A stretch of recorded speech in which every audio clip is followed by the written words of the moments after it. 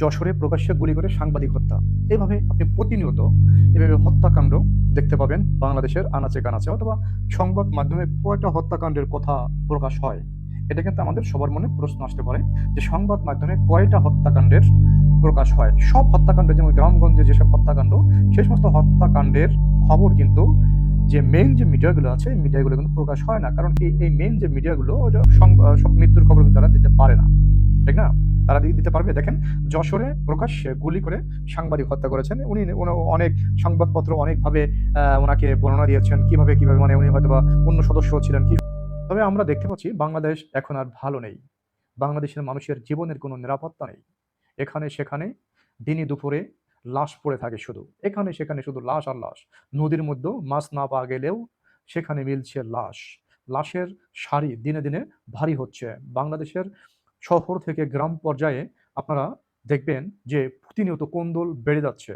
বিদ্রোহ বিদ্রোহ মানুষের সংখ্যা বেড়ে যাচ্ছে। মানুষ মানুষকে হত্যা করতে এখন আর দ্বিধাবোধ করছে না। কেন জানি না, কোন স্বার্থের জন্য একটা মানুষকে মানুষ হত্যা করে ফেলছে। আপনারা একটা জিনিস চিন্তা করুন তো, যে যাকে আপনারা হত্যা করলেন, যাকে আপনারা হত্যা করলেন তার একটা পরিবার আছে, তাদের আত্মীয়স্বজন আছে, ঠিক না? তাদের একটা স্বপ্ন আছে এই মানুষটাকে নিয়ে।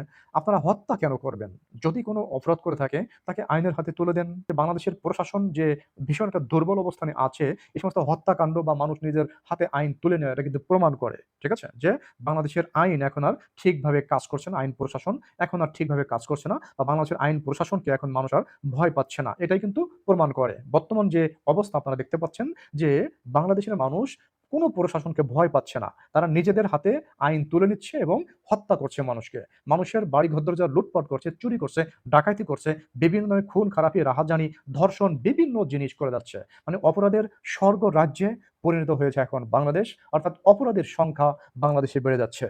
এদিকে আমরা দেখতে পাচ্ছি ইউনূস সরকারের যে পদক্ষেপ, যে আওয়ামী লীগ ধরো, আওয়ামী লীগ যদি একজন ক্ষুদ্র কর্মীও সে থেকে থাকে, যদি একদম গ্রামের একদম ক্ষুদ্র কর্মী নামে আওয়ামী লীগ করে, শুধু আওয়ামী লীগকে সাপোর্ট করে, তাকেও কিন্তু ইউনূস সরকারের প্রশাসন তাকেও কিন্তু ধরে ফেলতেছে, তাকে কিন্তু ধরে ধরে জেলখানায় বন্দি করতেছে, ঠিক আছে? এদিকে অপরাধী যারা ছিল, যারা অপরাধী, বিশ্ব বাটপার, যারা চাঁদাবাজ, খুনি, ধর্ষক, জঙ্গি, তাদেরকে ইউনূস ছেড়ে দিয়েছে এবং তাদেরকে এই বিস্তৃত মাঠ, অর্থাৎ বাংলাদেশের প্রত্যন্ত অঞ্চলে অপরাধ করতে ছেড়ে দিয়েছে। বাংলাদেশের কোনো জায়গায় কন্ট্রোল নেই। এই সরকারের কোনো একটি জায়গায়, বাংলাদেশের কোনো একটি জায়গা এই সরকারের কন্ট্রোলে নেই। আমরা কিন্তু বলতেই পারি বা বলা যায়। আপনারা দেখেছেন যে ঢাকা শহরে প্রতিনিয়ত কি ধরনের অপরাধ বা কি ধরনের অপরাজনীতি দেখছে বাংলার মানুষ। প্রিয় বন্ধুরা, আমরা এই সংবাদটা সামান্য একটু পড়বো, পড়ে দেখবো যে এখানে কি ঘটনা ঘটেছিল। যশোরের মনিরামপুর উপজেলার প্রকাশ্যে দিবালোকে দুর্বৃত্তদের গুলিতে রানা প্রতাপ বৈরাগী নামের এক সাংবাদিক নিহত হয়েছে। তিনি নড়াইল থেকে প্রকাশিত দৈনিক বিডি খবর পত্রিকার ভারপ্রাপ্ত সম্পাদক ছিলেন। মনাকিন্ন বাজারে একজন সাংবাদিককে এভাবে প্রকাশ্যে গুলি করে হত্যার ঘটনায় এলাকায় চরম আতঙ্ক বিরাজ করছে। একটা বাজারে, ঠিক আছে? হ্যাঁ, একটা বাজারে, জনাকীর্ণ একটা বাজারে, মানে মানুষের কোনো অভাব নেই। সেই বাজারে প্রকাশ্যে একজন মানুষকে হত্যা করে খুনিরা বুক ফুলিয়ে হেঁটে চলে গেল। খুনিরা এতই পাওয়ারফুল যে শত শত মানুষ চারিপাশে। তার মধ্যেও খুনিরা যাকে টার্গেট করেছিল, এই সাংবাদিককে হত্যা করে, গুলি করে, একদম কাছে গিয়ে গুলি করে তাকে মেরে বুক ফুলিয়ে হেঁটে চলে গেল। চিন্তা করছেন? নিহত রানা প্রতাপ পার্শ্ববর্তী কেশবপুর উপজেলার বাসিন্দা ছিলেন। এই রানা প্রতাপ পার্শ্ববর্তী কেশবপুর উপজেলার বাসিন্দা ছিলেন। সাংবাদিকতার পাশাপাশি তিনি বিভিন্ন সামাজিক কর্মকাণ্ডের সঙ্গে যুক্ত ছিলেন। এছাড়া তিনি কেশবপুর কাটাখালী মৎস্য আড়ত সমিতির সভাপতি ছিলেন এবং কাপাসিয়া বাজারে তার একটি বরফ কল ছিল। এর পাশাপাশি তিনি হেরো মৎস্য ব্যবসার সঙ্গে সম্পৃক্ত ছিলেন বলে জানা গেছে।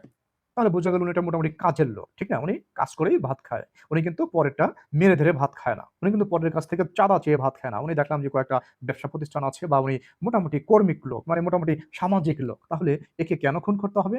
কারণ যে হয়তোবা চাঁদা চেয়েছে, বা উনার ব্যবসা প্রতিষ্ঠান দখল করতে হবে, হ্যাঁ? হয়তোবা উনি দীর্ঘদিন ধরে ব্যবসা করতে, করতে উনি একটু ভালো পজিশনে গিয়েছে। এই কারণে তার ব্যবসা প্রতিষ্ঠান দখল করতে হবে।